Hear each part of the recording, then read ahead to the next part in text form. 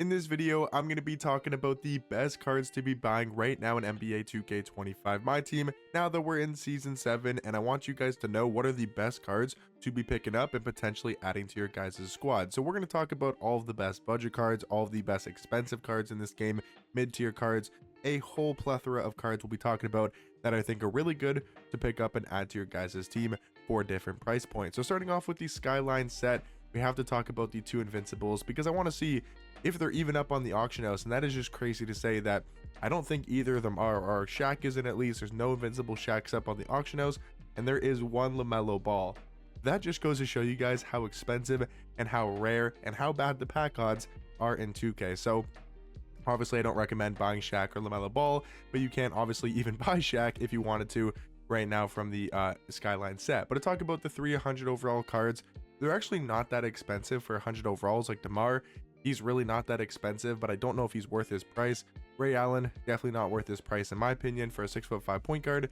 Rashard Lewis, the one thing I will say, he's actually pretty good at small forward, but there is so many cheaper small forwards that pretty much do the exact same thing that he does at the small forward position. So I think for their price, none of these 100 overall cards are necessarily worth it. But the first dark matter I want to talk about is probably the most must-have card in this set, and maybe one of the best cards to be buying right now on my team is Dark Matter Franz Wagner. They dropped another overpowered shooting guard, at the Dark Matter tier. He is so good. He's 6'10" at the shooting guard position with an elite and a very fast jump shot. His release is so good. His stats and his badges are amazing. His defense across the board is really good. I absolutely love this Franz card. I can't recommend him enough at the shooting guard position. I do think he's one of the best buys in this entire game. Mike Miller, honestly, for a buy now price, and a lot lower than a buy now price, damn, he's down to 70k or even lower. Dude, Mike Miller is actually not that bad for this price at the shooting guard position. Like 70k, I mean, I would try to afford a Franz Wagner if you can, because I do think Franz is a much better card. But like for 70k, a 6'8" shooting guard with a really good jump shot, he's also got good stats, and I believe they gave him some nice dribble sigs. Like I remember when I was looking at this card yesterday, he was really good. So I think Mike Miller is good for his price. Even cards like Jack Sigma for their price of basically 100,000 MT, I don't know if he's a buy now price yet, but he's going to be a buy now price very soon. And he's also just really good for his price. Like, he's a great power forward option. He's a little bit more on the expensive side. There's cards that we'll be talking about here for like 50k, 30k that are kind of on the same level. So if you're willing to spend a little bit more, I do think he's a great power forward option. And then the last dark matter in the set that I do want to talk about is Brandon Miller. And again, I would probably just go with Franz over Brandon Miller, and he's not too much more expensive than Brandon Miller. And the other thing is, honestly, Mike Miller might be a better card. So I think between the two, I'd probably go for Mike over Brandon when it comes to the two Millers, but I do think he's another solid option at the shooting guard position. From the rest of the Skyline set, I really like Evan Turner as a budget point guard, and with these Galaxy Opal cards, they are now extremely cheap. Like, we're talking about 10,000 MT or lower for a Galaxy Opal card. But I do think Evan Turner, if you're looking for a budget point guard for under 10k, he is a really good option. He's a great defensive card, but he has a really good jump shot as well. I do really like his release. He's an okay defender, not great. Like I said the wrong thing. He's an okay defender, but he is really good on the offensive end. Honestly, all these Galaxy Opals are not bad pickups. Like Jerome Kersey, if you're looking for a cheap budget shooting guard, is good for under 10k. Al Harrington is good at the small forward position, and Steven Adams for a budget center is actually not that bad. I do think he's a very solid buy at the center position. And then the only other card I'd recommend from the Skyline set is Pink Diamond Wang ZZ. He is a beast, man. I will say, Pink Diamond Wang ZZ, if you guys need a budget center for under 10k, he is easily the best option in this game for under 10k. He is so good at the center position. He's 7'1" with an amazing player model. He weighs 275 pounds. He's got good strength, a good wide player build, and his jump shot is amazing. 93 3 ball. He plays really good defense in game with a 92 block and 89 interior defense. I'm telling you guys, if you need a budget center, go out and pick up this Pink Diamond Wang ZZ. Now, to go back to Season 6 and talk about what are the best cards to be buying from the Season 6 sets. In the out of position set, I still feel like the two Galaxy Opals that you guys remember talking about are still really good. Cards like Galaxy Opal Denny Avia, he actually went up in price, but I still think he's a really good buy at the point guard position. I feel like people just kind of came around to the idea that he is a top tier point guard. People kind of finally realized how good Denny Avia is, because he's an absolute beast at the point guard position. So I think if you guys can afford him, he is definitely worth his price. And also Andrew Bogut for a little bit cheaper, but also very overpowered. He is really good for his price tag. Like he's 80k, 85,000, I think. Yeah, 82k right there. I mean, that is so good, guys, for a 7-foot point guard. That is insane. A 7-foot point guard is unbelievably good. I think those are the two best Galaxy Opals to buy. Buzelis is not bad. I think Buzelis is a really good shooting guard option for about 50k, maybe even a little bit cheaper. Now he's down to 46k. That's a really good buy. Buzelis is 6'10" at shooting guard. He has a good jump shot. He's an amazing slashing card. 99 driving dunk is insane. And he's tall, right? He's 6'10" at the shooting guard position. Another really good card from this set, and another card that I do recommend buying right now in my team, is Pink Diamond Jabari Smith Jr. He's another card that's gone down even more in price, and he's really good for that price.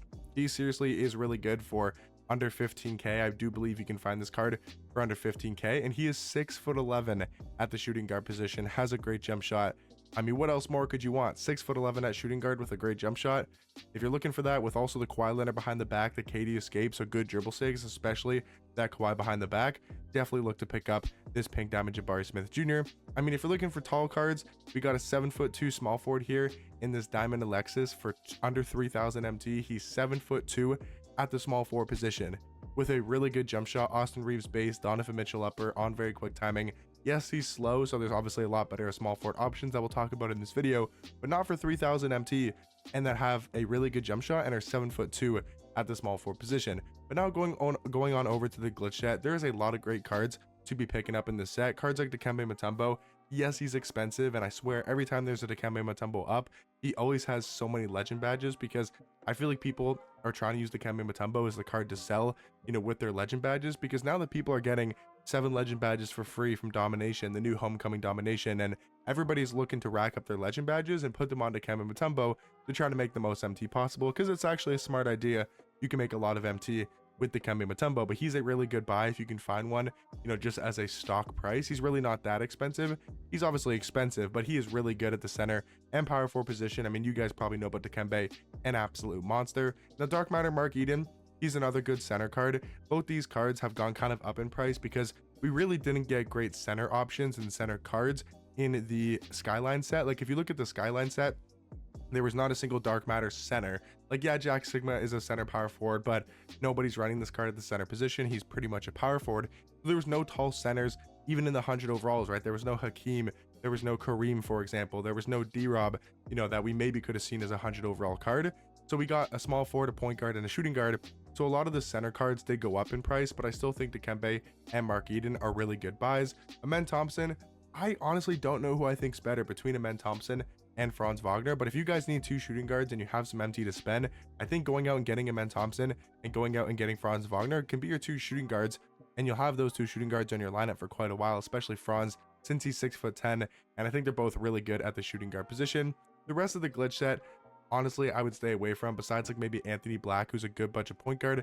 But besides that, guys, these cards are really just not that great. Maybe Walker Kessler is a budget center, but I think Steven Adams and Wang Zz are probably better at the center or power forward position. And yeah, so from the glitch set, it's mainly just the 3 Dark Matters: Amen Thompson, Mark Eden, and Dikembe Mutombo. From the Pantheon set, I would just stay away from Anthony Davis and Cade. They're very overpriced for how good of cards they are. Like, Cade's not bad, but he's just sort of overpriced, and these cards are extremely rare. Like, Cade's going for what, over 500k?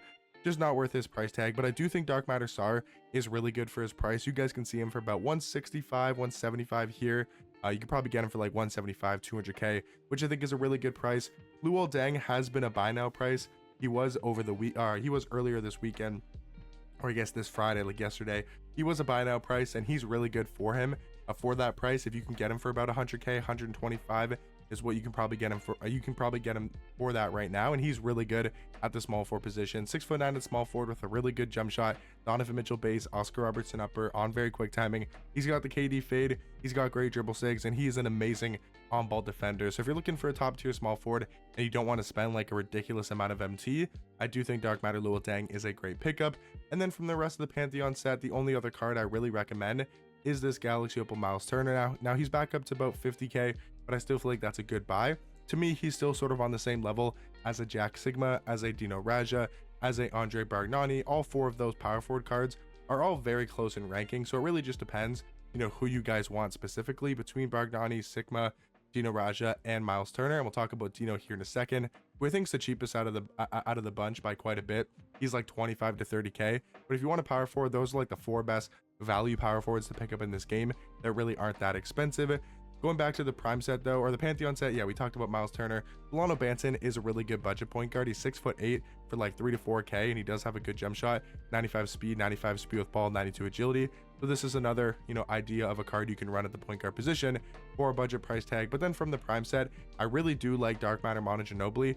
He went down, I think, to like 65, 70K. Yeah, he's 68K. That is honestly really, really good for Dark Matter Manu Ginobili. So if you're not looking for a crazy expensive point guard, I do recommend Manu Ginobili as a kind of cheaper point guard option. He's 6'6", plays good defense, and does have a nice jump shot. If you're looking for an expensive small forward, there is still obviously Dark Matter Michael Beasley, more on the expensive side, but he's still a good pickup if you guys have a lot of MT, because he's still one of the best small forwards in this entire game.